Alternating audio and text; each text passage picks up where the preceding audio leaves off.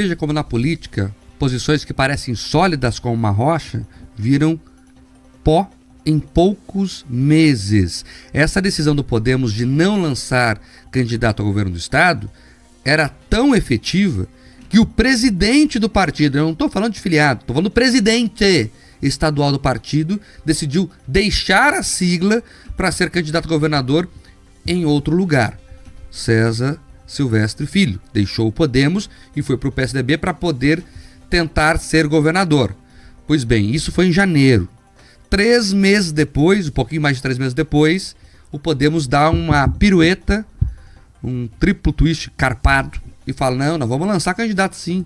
E o candidato pode ser inclusive Álvaro Dias, que você mesmo escutou, disse agora que não descarta ser presidente, pareceu até muito convencido, governador, e pareceu até muito convencido em ser candidato ao governo do estado mesmo. O que é isso na verdade? É um ultimato ao governador Ratinho Júnior.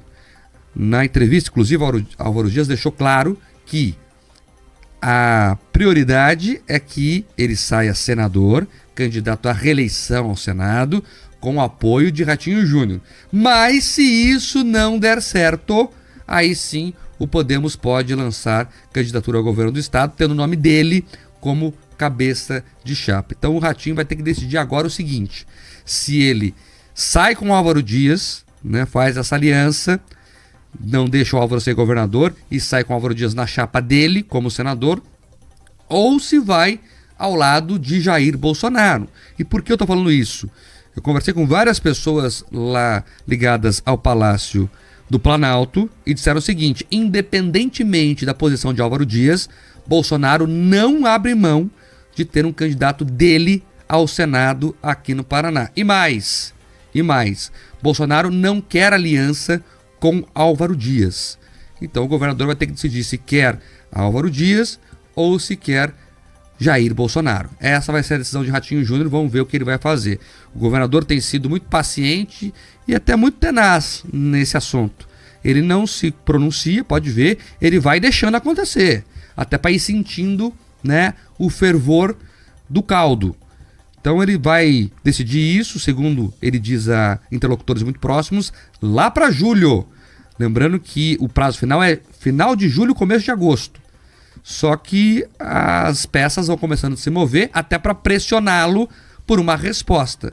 Então o Álvaro Dias deu um ultimato com essa decisão de lançar a sua candidatura ao governo do estado.